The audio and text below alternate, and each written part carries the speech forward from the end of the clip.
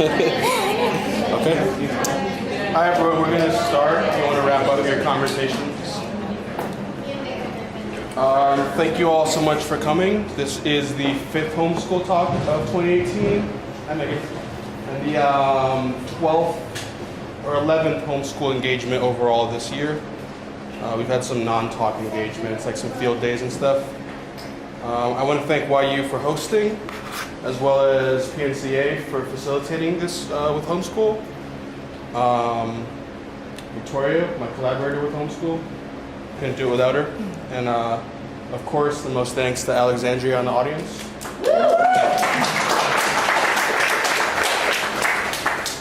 So the PNCA Low Res folks asked me to announce that after this event, there's a Low Res MFA opening at Third Space, 707 Northeast Broadway, number 205. And it's a show curated by Nicole Baker and Kalijah Mallory. It's called Expanded Cinema, featuring D.B. Amarin, Nicole Baker, Christina Smirnos, Rachel Wolf, Jennifer Yorakis, sorry if I butchered that, and more. So yeah, check that out. It starts at 7. We'll probably wrap up here around 7, so you can just leisurely make your way over there. Northeast is very close. But yeah, the main event is Alexandria's talk, mapping the legacy of the marvelous, uses of the AfroSurreal from West Africa and across the Atlantic. This talk is presented in collaboration with the Low Residency MFA in Visual Studies at PNCA. And fundamentally, so the talk is fundamentally motivated by philosophical and artistic contributions rooted in the African diaspora. And it examines the role that visual language and surrealist discourse have played in Alexandria's practice. Alexandria Eregbu is a visual artist and independent curator. At her core, Alexandria is most passionate about reimagining 21st century possibilities for creative practice through service and support structures that promote sustainability and accessibility for artists, as well as communities engaging the arts. As an artist, her practice has illuminated pathways globally, nationally, as well as throughout the Midwest. She's held fellowships with Acre in Steuben, Wisconsin, Hatch Projects, Stony Island Arts Bank in Chicago, the Center for Afrofuturist Studies in Iowa City, Independent Curators International in New Orleans, New York, and Martinique, and the Camargo Foundation / 3 Arts Residency in France. Among her curatorial projects are Du Monde Noir, an artistically run collective which seeks to identify contemporary evidence of surrealist activity produced by visual artists and writers of the African diaspora in the US and abroad. Forthcoming projects include Oh Heavenly Father, Mother Ocean, and Cosmic Seed, her solo show at Ditch Projects in Eugene, Oregon. So obviously we all live in Oregon, we're gonna go see that show. Maybe you'll be there? Yeah. Awesome. I met Alexandria at PNCA. We did 2 performances at the beginning of the Low Residency program. And I was really blown away by what she discussed and the work that she showed. So I'm just really excited that she's here to give this talk. Thank you all for coming, and thank you so much, Alexandria. Thanks, Mia.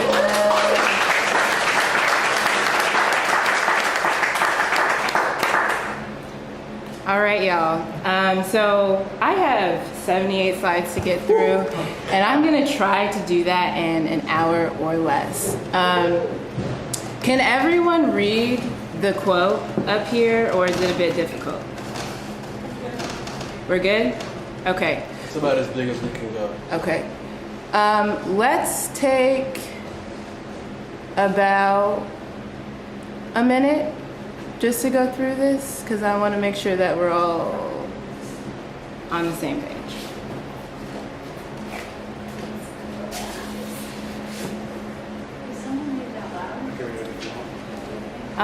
Sure. The conditions of what people call quote-unquote global modernity are fundamentally made up by settler colonialism. Understanding that settler colonialism is an intra-European affair, and also understanding that the transatlantic slave trade and the emergence of a set of philosophical formulations that essentially provide for us some modern conception of self that has as its basis a kind of possessive, heteronormative, patriarchal individuation. That's what it is to be a self on the most fundamental level, that these constitute the basis of our modernity. But for most of the people who live in the world, actually for everybody who lives in the world, although most of the people who live in the world are actually able to both recognize this and say this, that modernity is a social and ecological disaster that we live, that we now attempt to survive. And if we take that up, then part of what's at stake is that we recognize the feminist and queer interventions against heteronormative patriarchy, that black interventions against the theory and practice of slavery, which is ongoing, that indigenous interventions against settler colonialism constitute the general, both practical and intellectual basis for not only our own attempts to survive, but also our attempts to save the earth. And I'll put it in the terms that the great poet Ed Robertson puts it, not just to save the earth, but to see the earth before the end of the world. And this is an emergency that we're in now, and it's urgent. A quote from Fred Moen in conversation with Robin D.G. Kelly at the University of Toronto through the Daniels Faculty of Architecture, Landscape, and Design, and the Master of Visual Studies, Barcelona series, 2017. Thank you. So, my work is fortified by personal alchemy, elements of nature, surrealist discourse, and research rooted in West African culture and tradition. My training comes from a background in performance and fiber and material studies, as well as teaching and curation. For those of you who don't know, I was raised between Chicago, Illinois, and Ames, Iowa. So I'm a Midwesterner through and through, by my two parents, Erica and Chicago West Sider, former veteran, and Obina Eregbu, an Igbo Nigerian immigrant and retired track and field athlete. What I'm going to share with you all this evening are a few things. Some definitions from key concepts that will help guide us through this lecture, mainly the 4 principles of the practice of poetry, miserablist theory, and the marvelous. I'll also be sharing with you my continued research, mostly in quote form and image form, as it relates to the intersections between African art and surrealist practices. And closer to the end, we'll see a round of recent projects. The Yoruba people of Nigeria have an ancient saying, Ayel, Oja, Oranile, the physical world is a marketplace, heaven is home. Oftentimes, when we think of heaven, it is contextualized as a place that is out of reach and only accessible through some form of death or afterlife. This saying begs the question, how then am I as an artist rendering that which is invisible? How might I bring to the surface elements of the subconscious, the deep ocean of mystery, or creative source? How then do I bring form to that which is hardly known? A sub-question to these thoughts becomes the concept of activation. How do we initiate the subconscious, intuition, or that which remains to be concealed? Across the continent of Africa, motion and movement have been fundamental beliefs to awakening that of the unknown. Consequently, movement, rhythm, motion, circularity have also been attributing components to my artistic explorations within my creative practice. I also just want to mention too that this idea of rendering the invisible is a key concept that is a through line throughout surrealist discourse as well. Chike Tide-Nsila, in his essay Surrealism and Black African Art, addresses the significance of initiations in African culture and acknowledges the uses of mysticism and frequent development of psychic space to reveal aspects of the unknown to the lived experience. In his essay on Black art and surrealism, he writes, "In the ecologically balanced tribes of Africa, the surrealist spirit is deeply embedded by social tradition. The mysticism prevalent in all Black African philosophy presupposes a highly charged psychic world in which every individual agrees to forget themselves in order to concentrate on the least known instances of the mind's movement, a thoroughly emancipatory experience. The psychic world, wrongfully qualified as fictitious, is a superior transcendence of the real functioning of thought over ordinary reality, something that vulgar materialists can never perceive." He also goes on to explain the use of ritual ceremonies, which I'll talk a little bit about after I play this video, and how the initiation is used to communicate a language of inspiration. The initiation, which announces I am still projecting. I'm about to play a video. The initiation, which announces the beginning of new existence in Africa, not only fortifies the child mentally and emotionally, but also prepares the child for social cultural balance through a series of cyclical physical tests. Affective ties to the natural world are the lifeblood of this exploration of the marvelous, and the heightening and deepening of these ties open to the road of poetry. You'll see in a moment in this video that I'm about to play the way that Nigerian author Ben Okri details the process of which the Abiku, or spirit children, entered the earth. I'm going to play a little bit from you this piece that I titled Black Object, White Smoke, which narrates this experience of the initiation.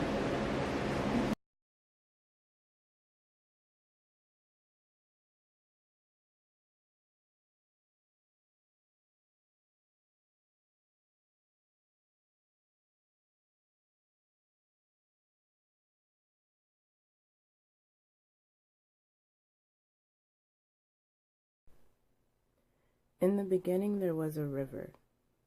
The river became a road, and the road branched out to the whole world. And because the road was once a river, it was always hungry. In that land of beginnings, spirits mingled with the unborn. We could assume numerous forms. Many of us were birds. We knew no boundaries. There was much feasting, playing, and sorrowing. We feasted much because of the beautiful terrors of eternity. We played much because we were free. And we sorrowed much because there were always those amongst us who had just returned from the world of the living. They had returned inconsolable for all the love they had left behind, all the suffering they hadn't redeemed, and all that they hadn't understood, and for all that they had barely begun to learn before they were drawn back to the land of the origins.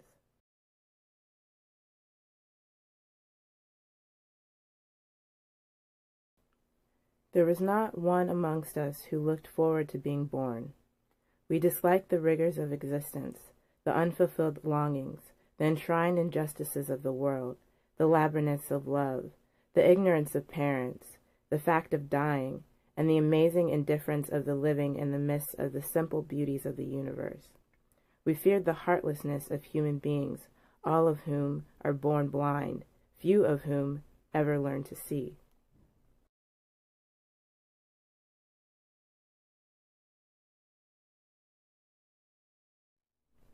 With our spirit companions, the ones with whom we had a special affinity, we were happy most of the time because we floated on the aquamarine air of love. We played with the fauns, the fairies, and the beautiful beings.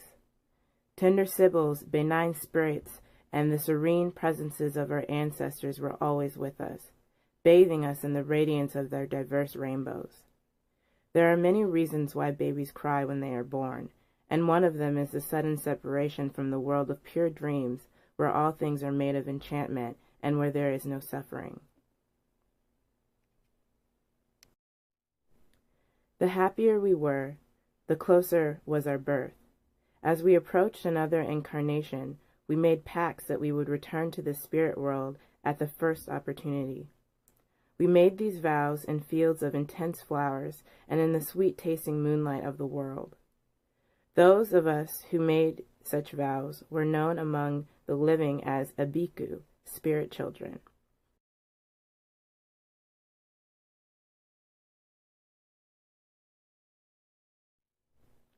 In not wanting to stay, we caused much pain to our mothers. Their pain grew heavier with each return. Their anguish became for us an added spiritual weight which quickens the cycle of rebirth. Each new birth was agony for us too, each shock of the raw world. Our cyclical rebellion made us resented by other spirits and ancestors. Disliked in the spirit world and branched amongst the living, our willingness to stay affected all kinds of balances.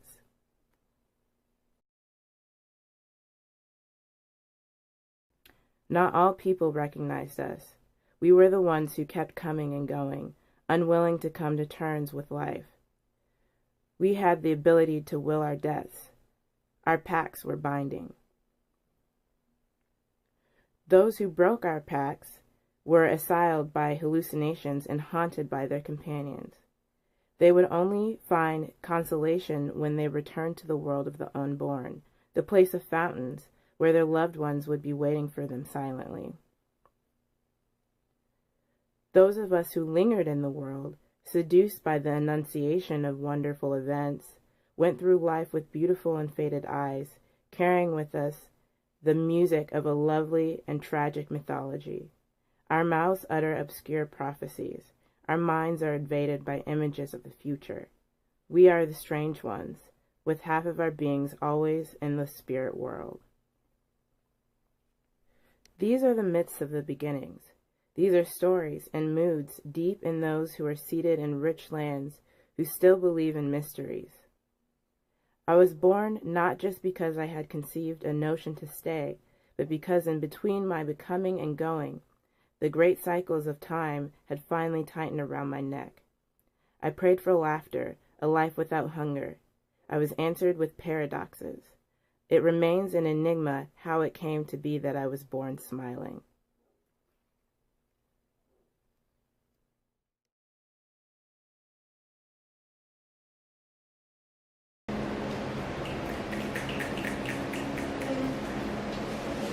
So, back to the presentation we return.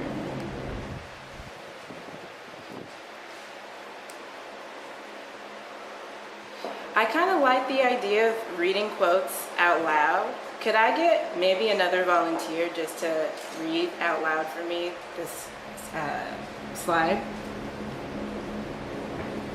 Marvelous, causing great wonder, extraordinary. Thanks. When it comes to my studio practice, I believe that my research has been a significant factor in not only just the development of my work, but also the expansion of my perception of possibilities of what art can do. To a large degree, my art is informed by who I am and my experience as an individual, a child, a daughter, a sister, and a member of community. The following slides have helped me to articulate the ways in which my Black American culture and Nigerian heritage have influenced my interpretation of the role that the artist plays in society, textiles, performativity, and our collective connectivity to the rest of the natural world. So we've got another big one. I can read it too if we don't have any volunteers. But I kind of, it's homeschool, so.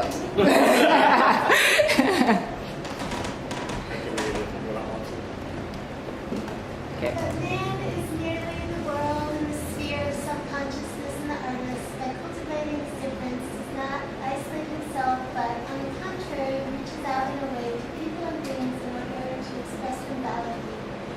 The tree has access to the world not through the external, but through its inner being, through its roots. In man, the communicating paths to the world also necessarily bridge linking him to the world. Our only access to the world is through ourselves. All other paths lead to abstract, appearance to transcendental illusion or pretense, and we penetrate the reality of people and things in proportion to how profoundly we penetrate ourselves.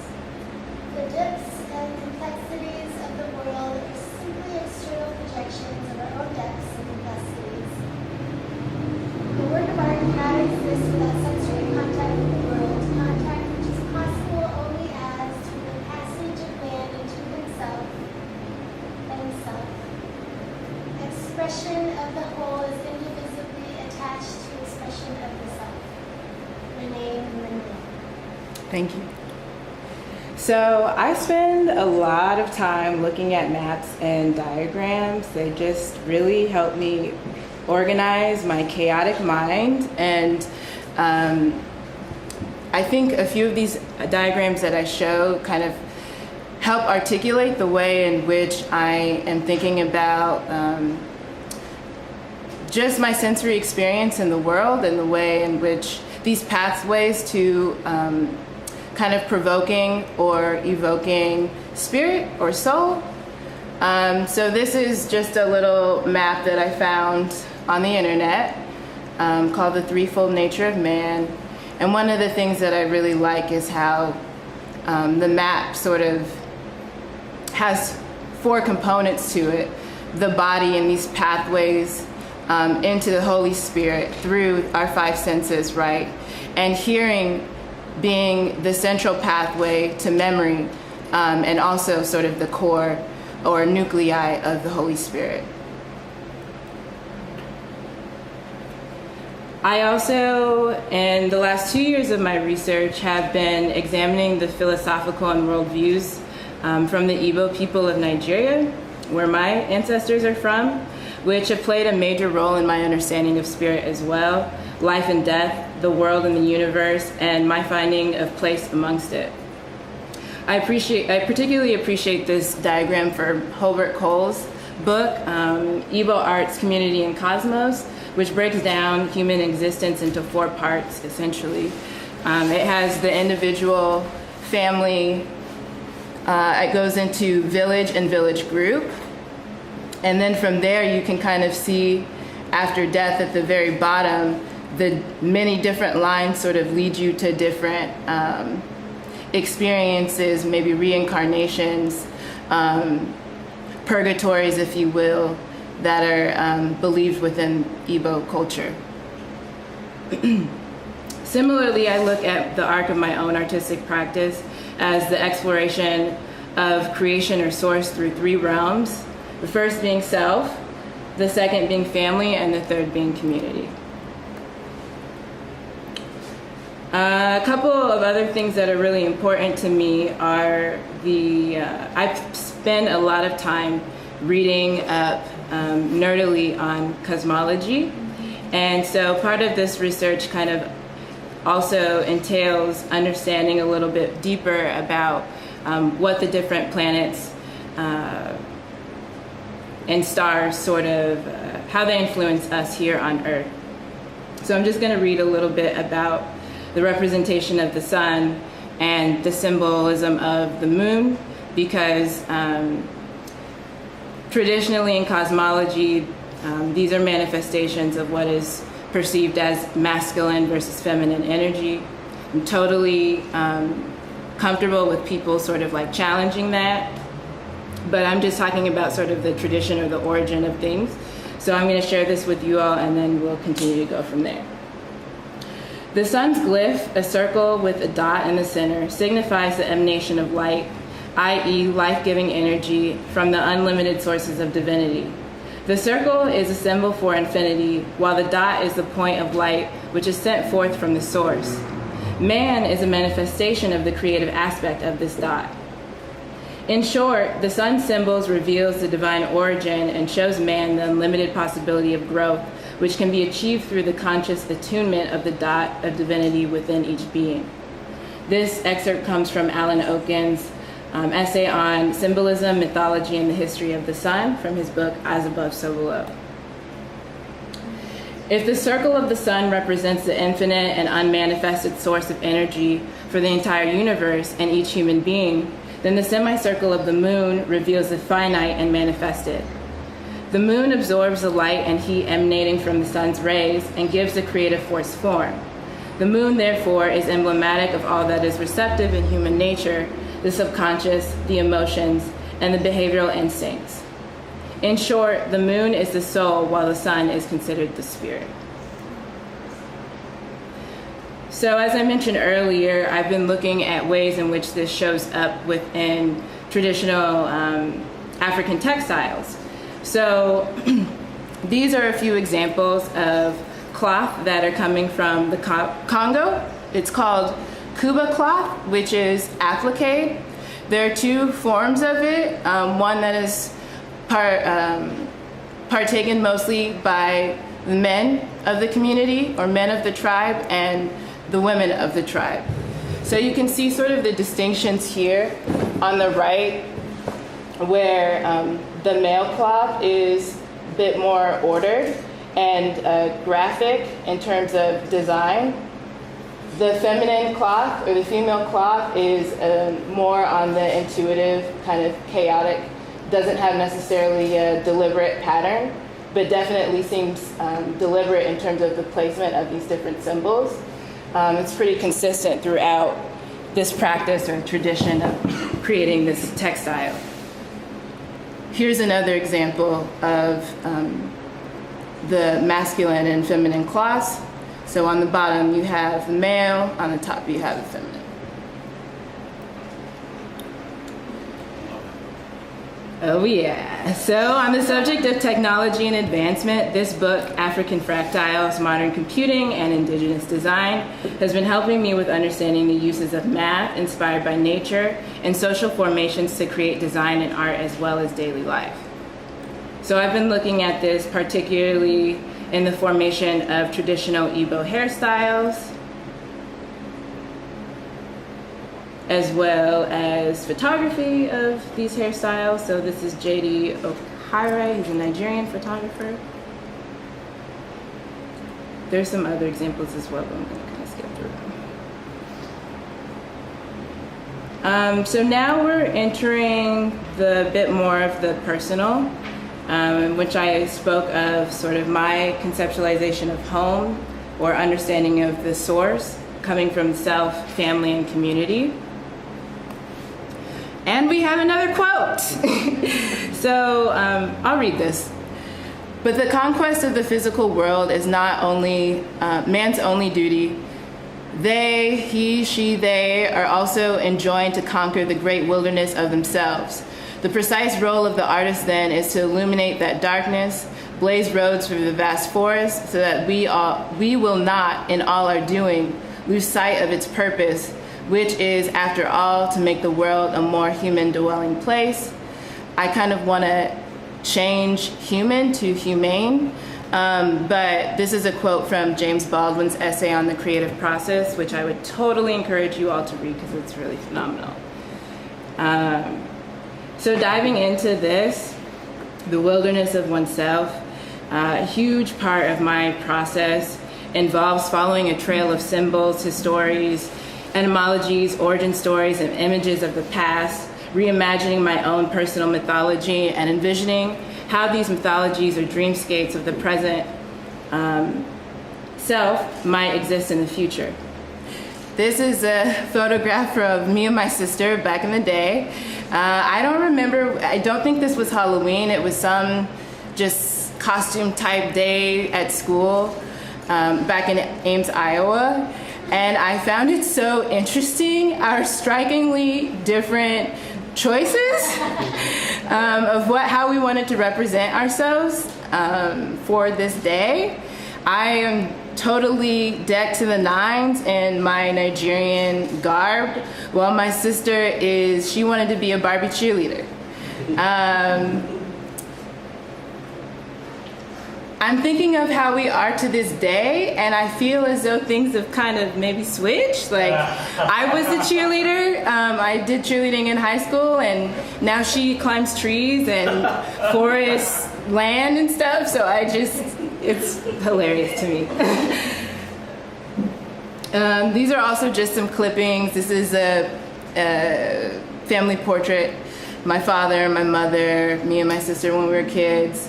My name is Alexandria, so I'm constantly thinking about the source of that, where that name comes from. This is just a bust of, I guess, the asshole Alexander the Great. You know, he was a conqueror, but I think he also contributed some really incredible things to culture and society. So I think about that in terms of just the expansion of knowledge, the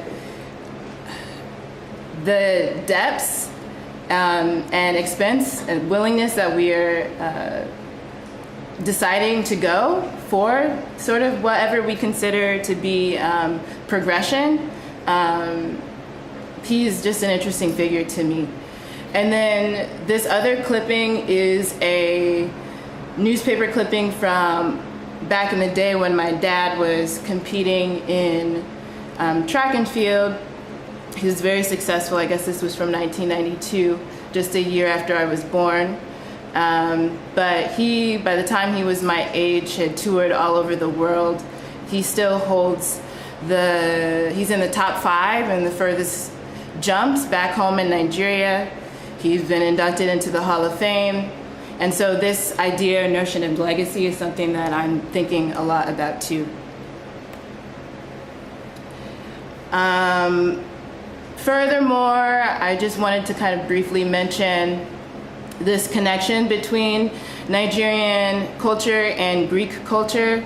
In this tribe that I'm, for whatever reason, really attached to, the Ijagam leopard mime and the sign of greatness. My name, again, Alexandria, is after Alexander the Great.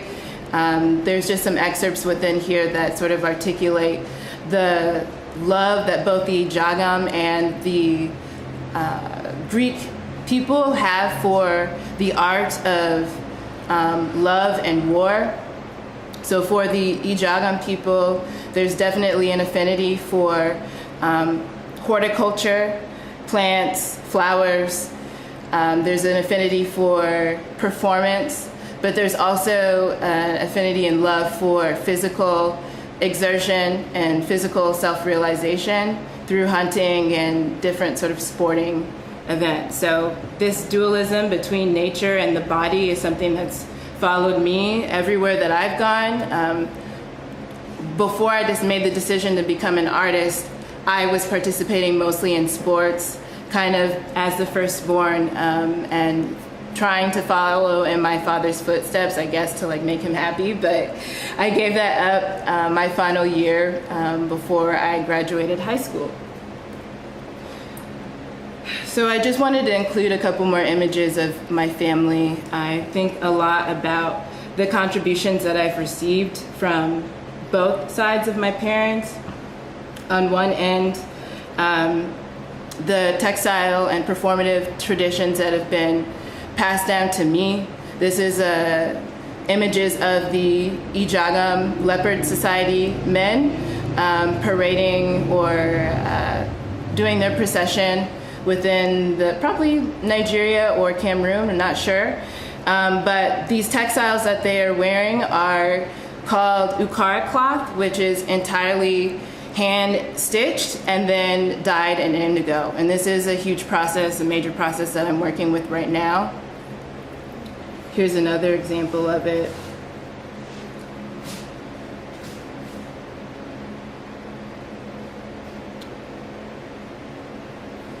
While on my mother's end, what she sort of passed down to me, what the matriarchs on her side passed down to me, was this tradition more so in quilting. So this is actually an image of my mother with her two cousins, Jason and Andre, and these are actually my great-great-grandmothers, but her great-grandparents. They were both quilters. This is Mama's quilt on her lap. And I believe because they're all wearing relatively similar patterns that somebody probably made those shirts that the kids are wearing. This was the home that my great-grandparents held in Chicago and Garfield Park for over 4 decades. That was definitely a gathering site for all of us and probably one of my earliest encounters with people with artistic practice. So in addition to my great-great-grandmothers, my great-grandmother was also a quilter, and she's the one who taught me how to sew. My great-grandfather was a photographer. He built a darkroom in the basement of this house, and a couple of my uncles also practiced art in some form. My great-uncle was a photographer as well, and my uncle Michael, he was the one that I was most inspired by. He passed away back in 2002 or 2003, but I would say he's also one of the reasons why I wanted to become an artist. Like, he was just very gifted at whatever it was that he touched, and it really inspired me as a kid. Okay, I might need somebody to read because my throat is getting a little dry. The historical existence of Africa and her scattered children, the tragedy and transformation, these form the material and hence spiritual essence of ourselves. The whole of our story retold and foretold, modern tales and old. Art is the life of people, society, and nature. The theme is always our real lives in actual society, as unbelievably complex and dialectical as they are. Creativity is the basis of evolution. The very broken quality, almost to abstraction, is a function of change and transition. It is as though the whole world we inhabit rests on the bottom of the ocean, harnessed by memory, language, and image, to that railroad of human bones at the bottom of the Atlantic Ocean. Amir Baraka. And this is from his essay, Henry Dumas' AfroSurreal Expressionist. So I thought about this quote mainly in connection to this tradition of quilting that has flourished throughout Southern America through the G's Bend Collective. So I added a couple of images of which at some point I would love to take photographs of my great-grandmother's quilts, but this is a group of women who also deeply inspire me, and I'm thinking constantly about the connections between this work to what we saw earlier with the Jagam people, kind of the dizzying effect, even though it's two-tone, the way that sort of here, the pinwheel is translated, even in 1955, when this practice, I don't even know how far it dates back, but it's old. So just thinking about that memory and how memory is retained through artistic practice, this is definitely kind of resembles the Ghanaian kente cloth, the rhythmic sort of textiles that come from that area.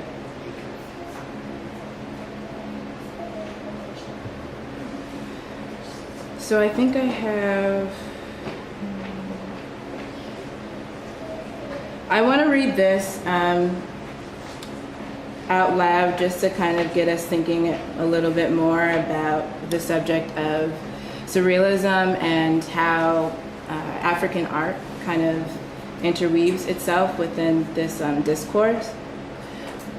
Instead of the alienating dualistic intellectualization that usually defines the headlines of European social practice, Black Africans usually enjoyed the presence of the practice of poetry throughout the totality of their traditional social life. In Africa, that is, the living experience of the surreality had since prehistoric times enjoyed supremacy over its theoretical justification. Within the Western world, however, surrealism is the result of a long philosophical, political, scientific, and poetic struggle to recover what the traditional African has never lost. Against all forms of indifference and misery, surrealism and Black African art remain irreducible examples in the development of the complete unfettering of the mind. Surrealism and Black African art show that history's last step, the step beyond history, coincides with a return to first principles, which is also a return to primordial glory, involving nothing less than the systematic and definitive liberation of the whole of human society and of nature itself. This is another quote from my boy Chike.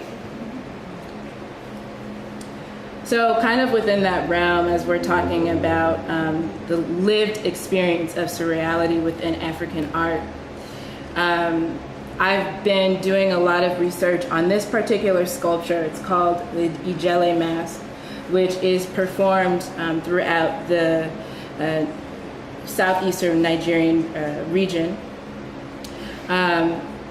It represents the nature and the cosmos and the man's sort of connectivity to both of these things. Traditionally, within these masks, they are usually between the scale of 6 to 8 feet tall. They're commissioned within the village, usually honoring somebody important or somebody who had maybe recently passed. They take usually a month to make by a local tailor and applique process, and are made only once every 10 to 25 years. Each mask, though, although fluctuating in resemblance, always has the same components: 4 quadrants, cloth figures of local leaders in the community, tassels, and a stuffed python, which illustratively symbolizes the messages and the connectivity between heaven and earth. Yeah, this is a python here, above those tassels, and then, yeah, that yellow kind of line, that's a python there. There was something else.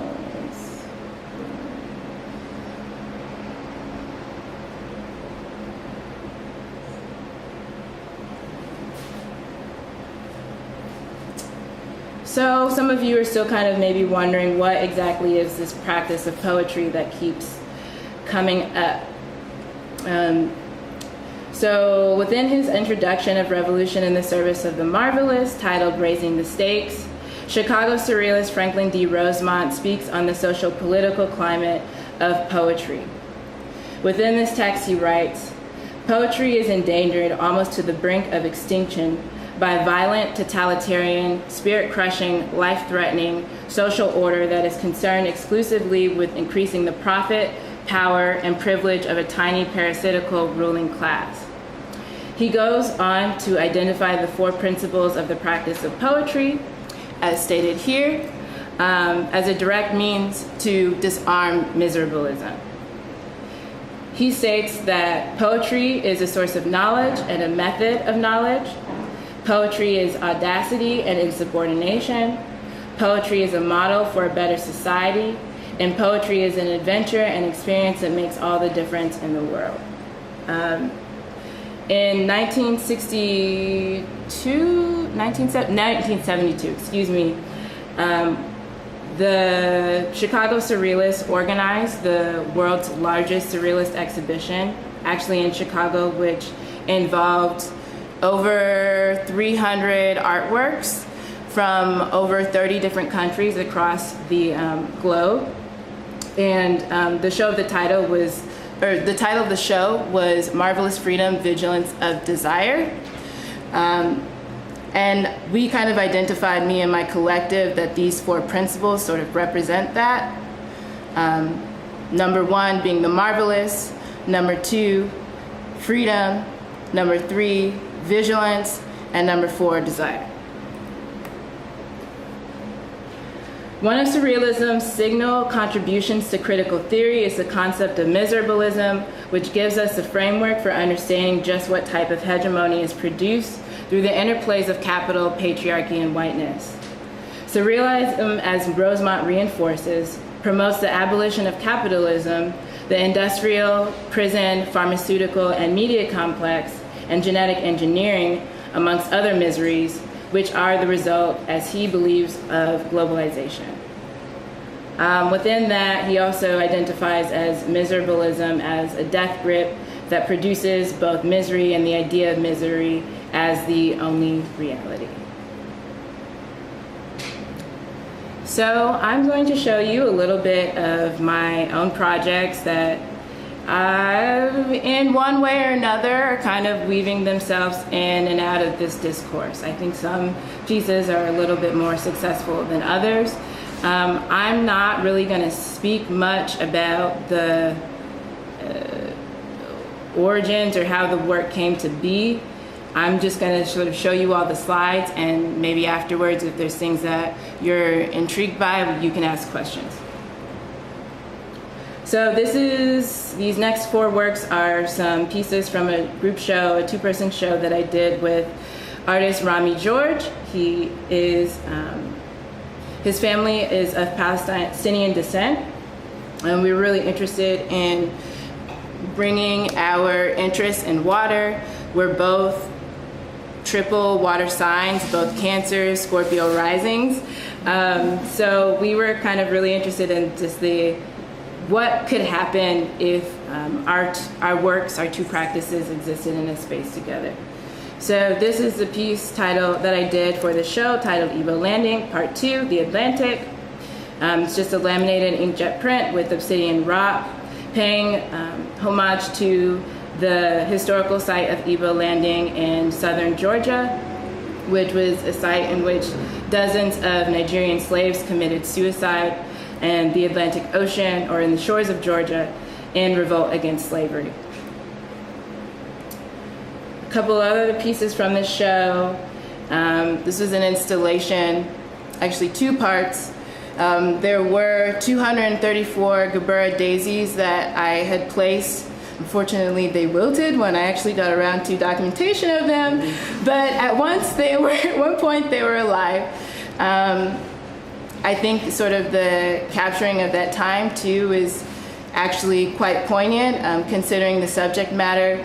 I placed these daisies in response to the kidnapping of the 234 or more Chibok girls and Nigerian schoolgirls back in 2000, what was that, 2014? I can't even remember. And then this was another piece called Crossing Over to the Other Side, which was very simple, just the engraving of this granite tombstone that was dated between 2012 and 2015, My Black Death. 2012 was the year that Trayvon Martin was killed. I think 2015 was Sandra Bland, and both of those killings really hit me hard, and everything in between really hit me hard. But this piece right here really symbolizes just my response to those moments, and also my decision to kind of just leave that trauma, leave that pain behind. This is another piece within the show titled Flash of the Spirit, Du Bois's Veil. It was composed of over thousands of cowrie shells and feathers. It's really interested in just the material properties of the shells and the feathers. The shells being objects that come from the water and the earth, and the feathers being objects that come from animals that take flight, or the sky. Another piece within the show, Tithe and Offerings for My Ancestors, an installation composed of a bunch of family photographs, collected records, some hand beaded daisies, and collected bottles from the neighborhood. You probably recognize this image, so this is how that video that we initially saw initially came to be. This again was in response to the just rapid police killings that were coming into the media and just going viral. I wanted to compose photographs that I felt captured some aspects of my identity in a particular moment in time. All of these objects come from my own personal collection, either handed down to me or found. So this was Black Object, White Smoke, Test 2, and Test 5.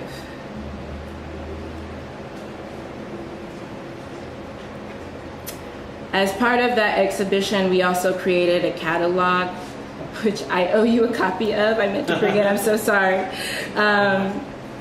Which I was really happy about us being able to produce. We were really fortunate for that. Here's another sort of window into that. So I'm sure you guys kind of see a frequent theme sort of emerging here, water. I'm really interested in these moments that happen within the natural landscape. They're really simple, but I love looking at moments out at the water when the sky hits the sea. It's just so beautiful to me, and I'm always sort of imagining kind of what exists within that in-between space. So this is a collage that I had created last year. It's just kind of a exercise to kind of get me back dreaming and imagining within the studio. Part of that research, I was studying a lot of images of women across cultures throughout the world carrying objects on their heads. Last year I was invited to perform for the show that was curated by Betsy Odom and Rafael Ivera, titled Bodywork at Loyola University. And part of this work involved a performance, which I'll show you here. But the performance was titled She Who Carries Weight. And I was thinking a lot about this, but this is what it turned out to be. I was thinking a lot about just the weight that women throughout the world have carried, kind of in response to a more feminist perspective of the story of Atlas, who lifted the sky or held the sky on their shoulders for eternity, the Greek deity. So I wanted to kind of include or add my own take to that. So we're going to go through just a few slides of the documentation of the performance. Unfortunately, I don't have any video, but these photos that RJ Eldridge took, I think are absolutely beautiful. Thank you, RJ. So hopefully you guys can appreciate them. As part of this performance, I put out a call to women just within my community to come dance or walk or perform with me in this piece, and I was able to, surprisingly, I received a generous response of over like 20 or 25 women. Ended up with 11, so there were 12 of us. And we choreographed together different gestures from the gallery, Ralph Arnold Gallery at Loyola University, to the Waterfront. And you can kind of see within the documentation just this trail of people that were following us.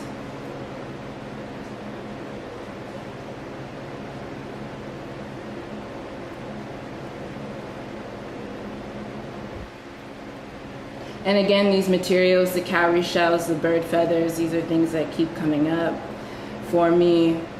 The head objects are actually wig stands, which I really love the use of those busts, because the wig stand definitely has a symbolic and a very special place within my own personal background. I grew up since I was a child watching my grandmother, even though she has absolutely beautiful hair, put on wigs to go to work every morning. So I am always reminded of that whenever I see these objects, but to me they also serve as crowns. So I really liked just those intersections.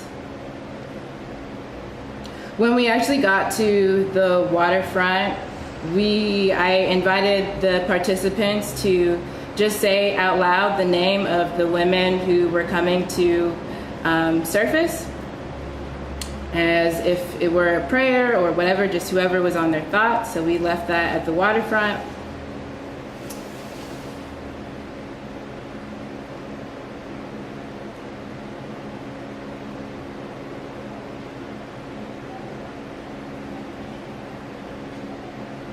And made our way back to the gallery.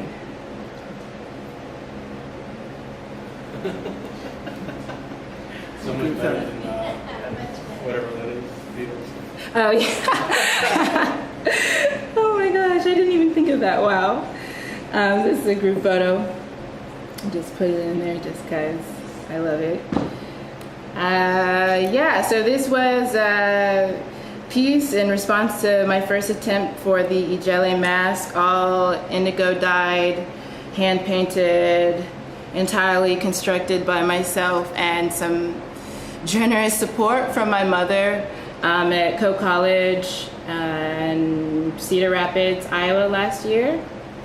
4 quadrants, you have the serpent.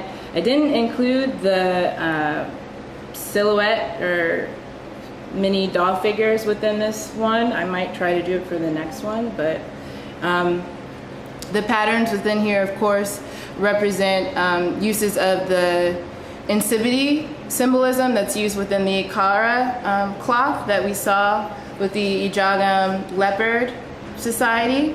It also has embedded in it symbols that I've created on my own that kind of represent the different matriarchs within my family. It's titled If Allah, Chi, and Ike Lived Under the Same Roof, or If Heaven Was Home. And those are all different words of God in Igbo language. So these are this is a window into my studio. A little bit of my process, some of the books and things that I'm reading right now. I just wrapped up a show at Home and Square Community Center in Chicago that included the use of, it was like a collaboration between me and my great-grandfather who passed away. These are all his photographs, dating as far back to the maybe older than the 1960s. But he had a very extensive collection of photographs that he took. So I used a combination of that and these cyanotype prints to create, and I'm sorry about the really bad documentation. This is what happens when you don't have an assistant. But it's a combination of these textiles that I had hand painted and hand dyed in indigo, some of his photographs, and then next to these panels, again, really bad documentation, I apologize, but this is a combination of his images and cyanotype prints that I made of the family's archive on the Shelton side. That's all I got for y'all. Thank you.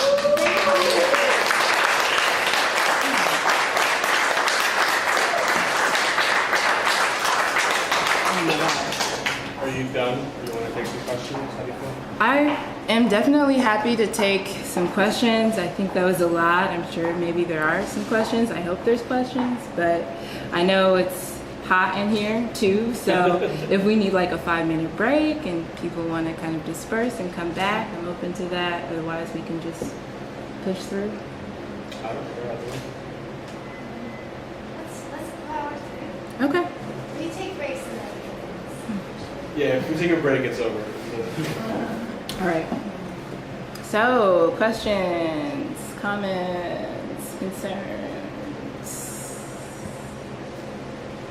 Hi. I was curious if you tend the indigo like maybe continuously or like if that's part of your practice.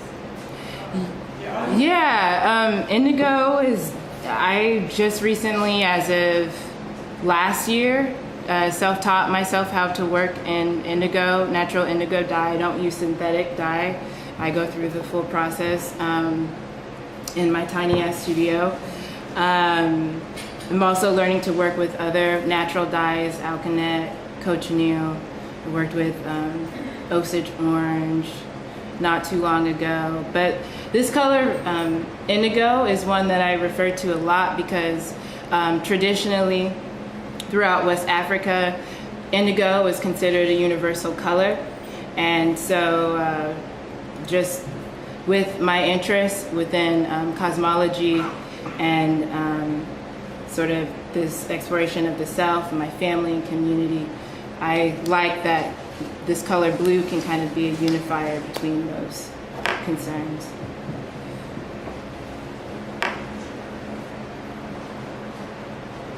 I did learn, though, through this actual master indigo dyer, his name is Abubakar Fofana, and he's from Mali, that within Mali, a true master of the indigo dye process needs to go through 3 cycles of 7 years working with indigo and be able to render all 12 steps of the indigo shades. So I've only been working in this process for 2, so I still have a long way to go if I am to be considered a master traditionally. Yes, most definitely.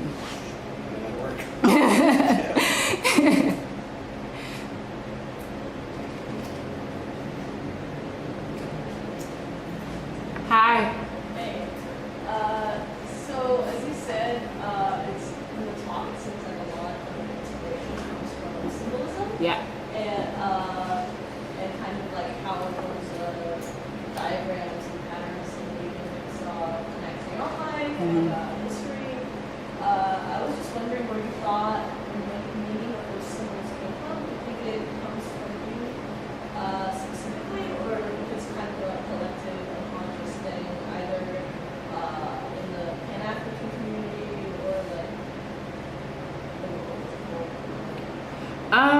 I think it's a little combination of both.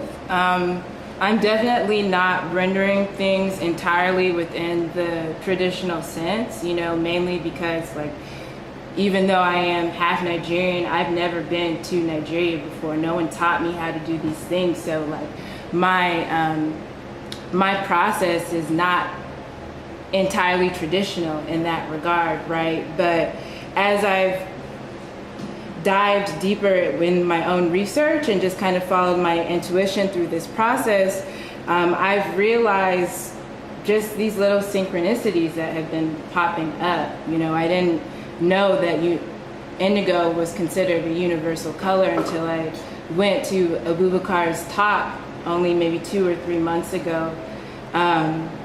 The use of cowrie shells, I've always been attached to because I have early memories of those objects in my childhood when either my father or my uncles or family from Nigeria brought back gifts. We would get little bracelets that had cowrie shells on them, and so I was just always really attached to those objects. But it's believed across a couple of different communities that cowrie shells, or just the use of the shell period, is a protector or encapsulation of the spirit. So there's this prayer that the Congo recite when someone passes away.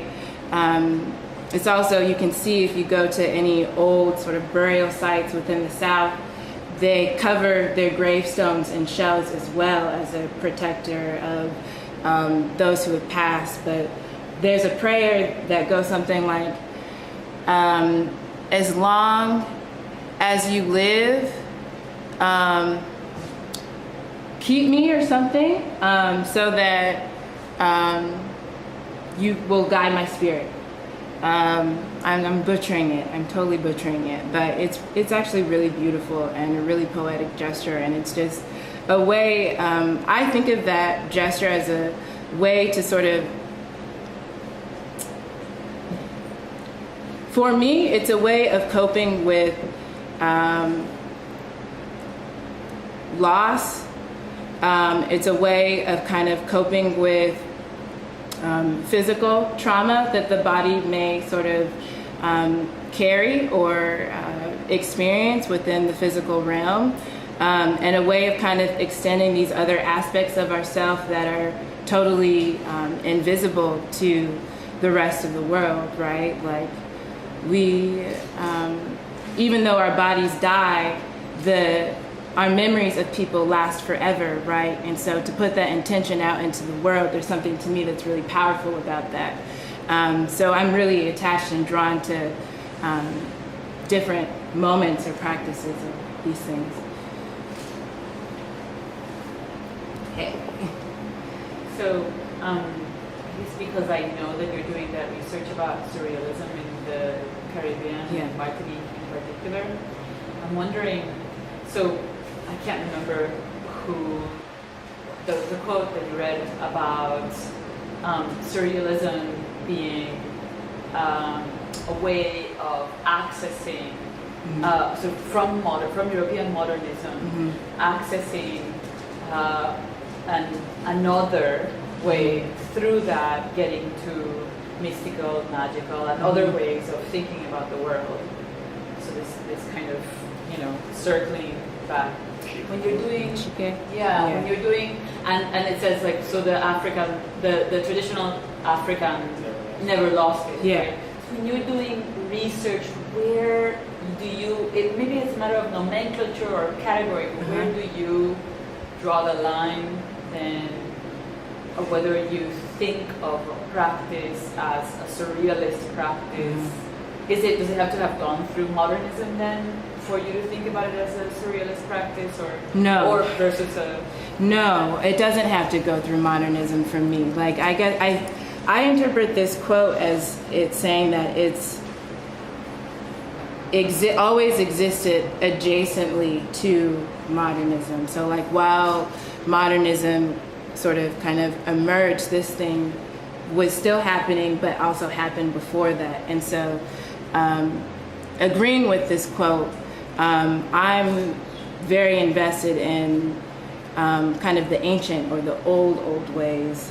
I don't necessarily, I think when we're talking about writing, right, that would definitely be in the written word.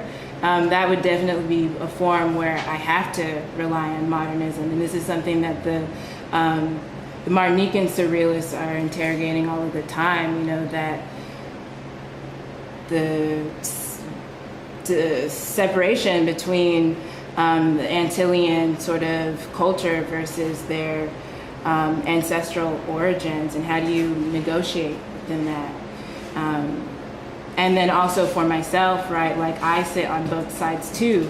I have my feet, I was born here, right, but there's so much of my spirit that is wanting to go home, you know?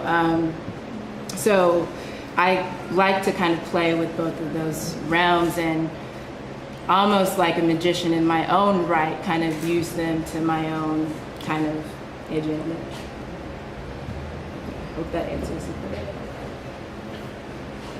I really appreciate that way of kind of not negating, but sidestepping the whole modernist approach to surrealism, which historically and still today was taken from African aesthetics. Like your way of sidestepping it is really interesting to me, because like you have to acknowledge that it exists, and Chico does this here when he says surrealism and Black African art. He's grouping them together in a kind of a seemingly innocuous way.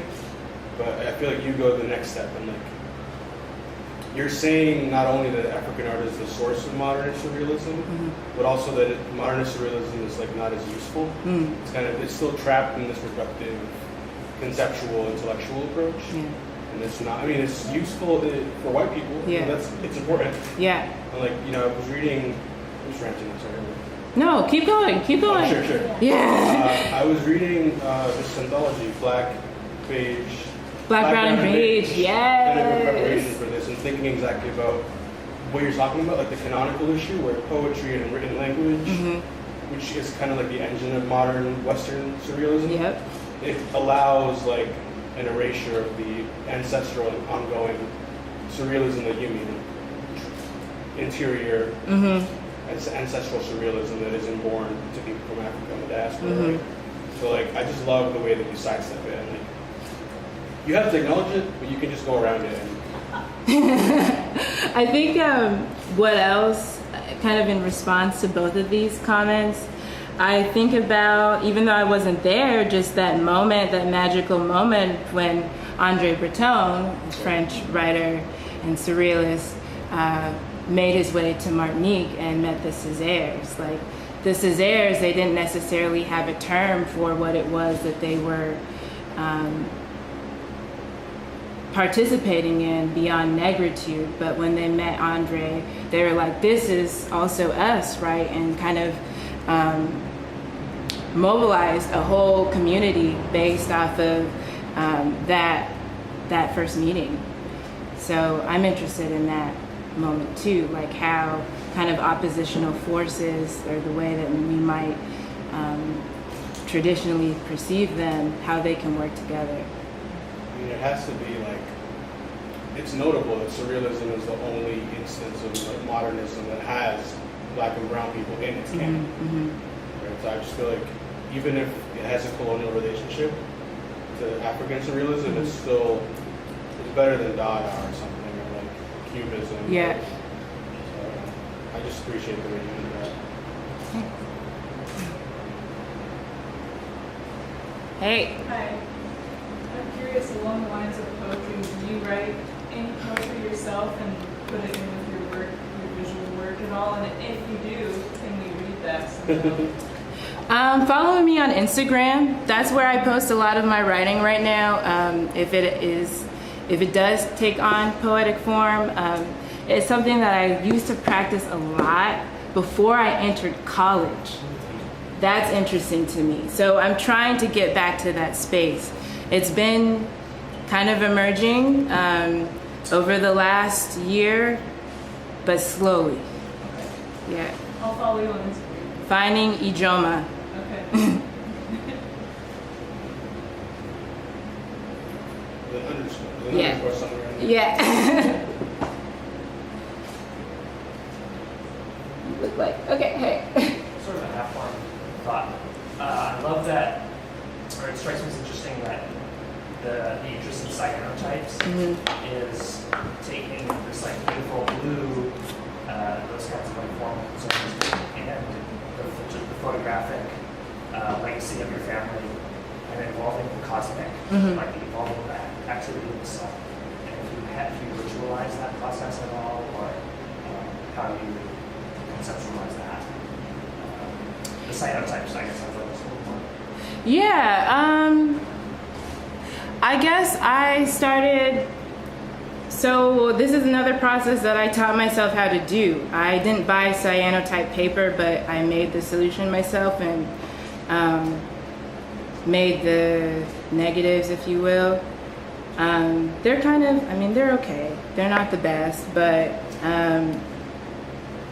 I mainly was interested in the cyanotype, uses of the cyanotype for those two concerns that you kind of mentioned. Like, for one, the connection to photography, and other, the connection to the color. But there's no ritual really involved in this work. I think the use of images and these panels will definitely have another life at the Ditch Project show. So you'll get to experience that if you go. November, 1 minute. November 9th is the opening reception. Yeah, I'll be there. I'll be there for the full week. Yeah. In Springfield or In Eugene. I don't know. No, it's in Springfield, but they call it Eugene. Oh. Politically. It's actually in Springfield. Yeah. Okay.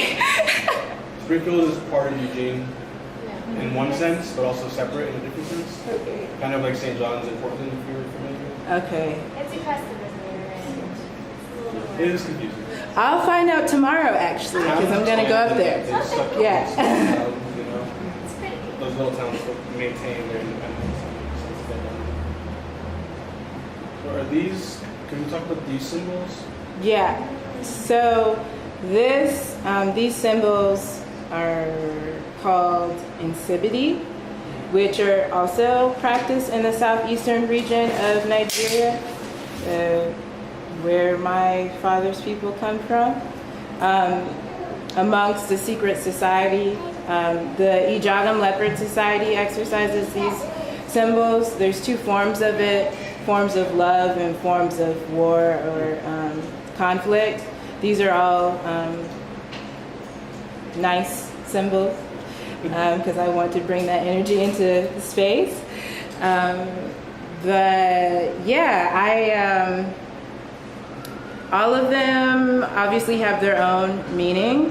Usually when you see the eye shape, that represents an individual of some kind. I'm gonna get up. So, like moments when you see the sort of semicircles crossed or union, that represents two people, love, marriage, sex, children. There's different orientations of this, but it's generally the same thing.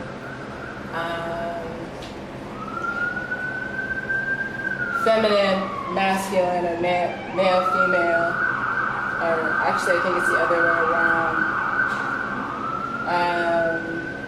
I fall in and out of remembering what each and every single one of them mean. Part of the reason why I keep kind of writing these is to inscribe that memory and that knowledge of what all of them mean. This symbol, for example, that I have tattooed here represents water. This is a leaf. This is a drum up here. This is cosmos or spirit. This one up here is blessing, cosmos, shooting star. This is either heart or desire. When you see kind of these road railroad track looking things. That's usually journey or path of some kind. I think this is also heart. But yeah, they all have different meanings. They're kind of like an alphabet, and I'm kind of just like vomiting them out right now, not in any particular arrangement or order, but eventually as I come to know them a little bit more, I would like to be able to do that.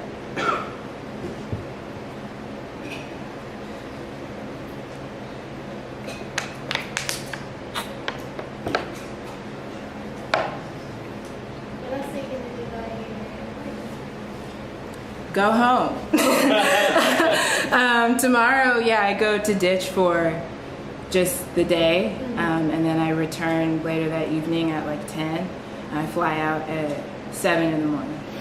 So my time is, I mean, I've been here for like 5 days, but yeah, I gotta work.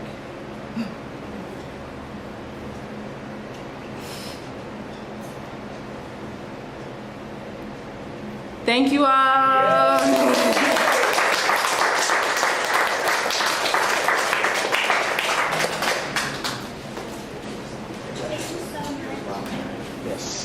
Yeah, thank you guys.